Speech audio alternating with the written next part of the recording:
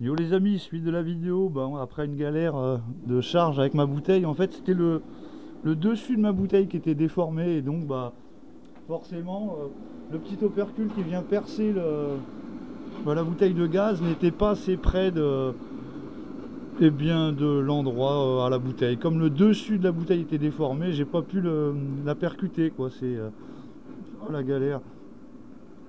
J'étais au moins 10 minutes à essayer de bricoler ça, j'ai mis un petit joint en dessous de la bouteille et puis ça a réussi à percer l'opercule, mais vraiment, première fois que ça m'arrive d'avoir un souci avec une bouteille de gaz, hein, bien sûr.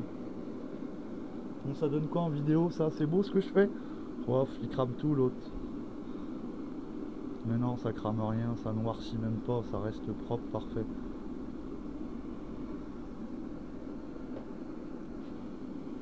C'est comme ça qu'on remonte un moteur en fait, avec de la chaleur. Bon, sinon il existe des, comment dire, des décapeurs thermiques qu'on appelle. Bon c'est des pistolets à air chaud, hein. C'est un gros sèche-cheveux. Faudrait pas vous sécher les cheveux avec ça, ça vous ferait bien mal, mais au final c'est un gros sèche-cheveux quoi. Et moi je préfère. Quand on utilise ça, on est vraiment plus tranquille. Il n'y a pas de flamme, il n'y a rien. Surtout dans l'automobile, hein. On va éviter d'aller mettre le feu dans une voiture. Donc voilà. J'avais déjà enquillé tout à l'heure le bout de vilebrequin là-dedans dans le bas moteur, mais super, ça refroidit avec tout ça puisque ma mon petit décapeur, mon bec à brûler là, il me fait suer. J'étais bien embêté avec. Bon alors, ça fume on dirait. Je sais pas si vous voyez, moi je vois que ça fume. Donc là on va encore chauffer un petit peu histoire d'être tranquille. Allez, on enquille le deuxième joint spi.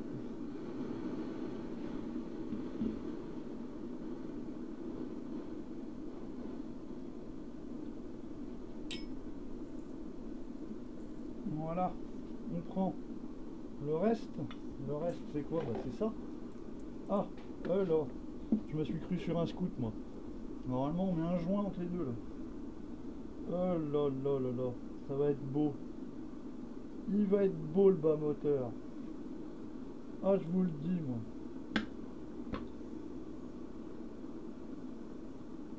Bon, c'est bon, c'est rentré. Donc voilà. Bon après, ce que je fais, je le retourne bien soigneusement. On évite de faire glisser les deux carters ensemble. Cela dit, ça va pas faire grand chose, mais au final, ça peut quand même être embêtant. Bon allez, moi je remonte tout d'un coup, un support, machin, tout sera mis moi. Ah, c'est chaud.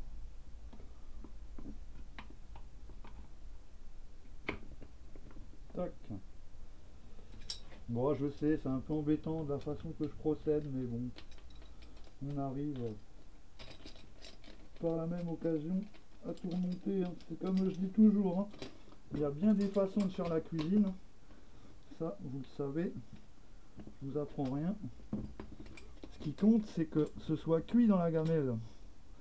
Voilà. C'est tout ce qui compte. Donc, ça, c'est la vis qui force, c'est normal. Vous savez, c'est la vis qui a été réusinée. Elle est axée, celle-là. C'est celle qui vous sert pour appareiller vos deux carters en même temps. Voilà, un petit bout de bas moteur qui commence à ressembler à ce qu'il devrait être. Donc là, pour le moment, je n'assemble que le bas moteur avec les vis du support moteur. Déjà ces trois là, clac, clac. Allez, on renquille tout et après on va centrer le vilebrequin dans le bas moteur. Bah oui, il y en a qui les centrent, il y en a qui les centrent pas. Moi je les ai toujours centrés mes vilebrequins. C'est une manie que j'ai, c'est plus fort que moi. Je suis obligé de le mettre bien au milieu. Bon, d'ailleurs c'est un vilebrequin que j'ai jamais monté dans des bas moteurs, ça je sais même pas si il passe dedans. Normalement oui, mais je dois être méfiant. Une fois j'ai voulu monter un TNT, bon je sais c'est une marque adaptable, c'est de l'Adobe. Et là, je vous dis, il y en avait eu des soucis. Déjà il rentrait même pas vilebrequin TNT à l'intérieur du bas moteur. Allez, petit coup de visseuse. Tac. Voilà. Ah. Voilà, tout petit coup de serrage pour le début. Comme ça, après, on va s'assurer que le vilebrequin il tourne librement. Voilà, dans le cas, il tourne pas du tout.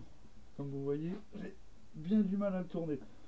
Allez, donc là, comme je viens de le reposer dans ce carter, on va aller lui taper sur la goule ici.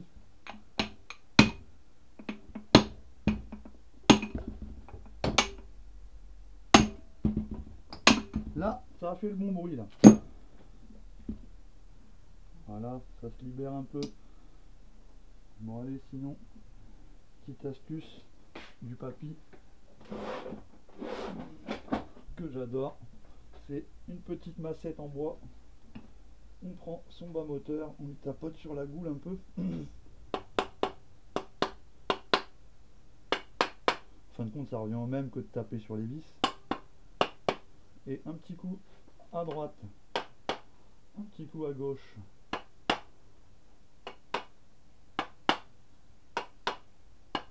Là, j'ai entendu que mon centrage est parfait. Voilà.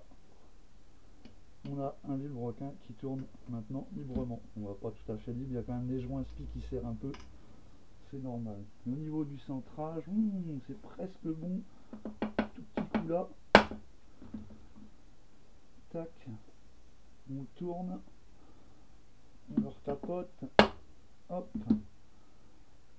Ah là, ça se libère vraiment là. De toute façon, vous inquiétez pas, j'ai un côté de carter qui est chaud. Donc au final, le roulement il va se placer. Voilà. Ah, je dis, on peut pas faire plus libre. Hein. Donc voilà, ça tombe pas mal tout ça. C'est joli. Ou pas. Ouais, ça a l'air pas trop mal. Je sais pas si vous allez arriver à voir. Un assemblage. Oh, c'est chaud. Désolé, je fais pas le con, j'avais oublié. Voilà, le petit bas moteur assemblé. Il n'y aura plus qu'à couper les joints qui dépassent, comme d'habitude. Vous connaissez le procédé. Donc ouais, c'est pareil, vous voyez mon support moteur que je vous parlais hier dans la vidéo, que j'ai vachement écarté, mais on va le renforcer par la suite pour faire un truc beaucoup plus costaud. Bon bah voilà, petite vidéo sur le remontage du bas moteur de la 103. Je vais vous faire voir la suite. La suite, ça sera donc l'assemblage du reste. Le reste, ce sera donc le cylindre piston pour la prochaine étape dans la prochaine vidéo. Voilà, la prochaine vidéo, je pense que je vais la sortir ce soir. Donc voilà, aujourd'hui nous sommes mardi. On est le 19 ou le 20. Oh, je sais plus quelle date on est. On est le mardi 23 janvier. Bon voilà. Il est 13h. Quelle heure? 13h40, j'ai plus qu'à mettre la vidéo en ligne. Bon voilà, je vous laisse. Allez, ciao les amis, j'espère que ça vous plaira tous.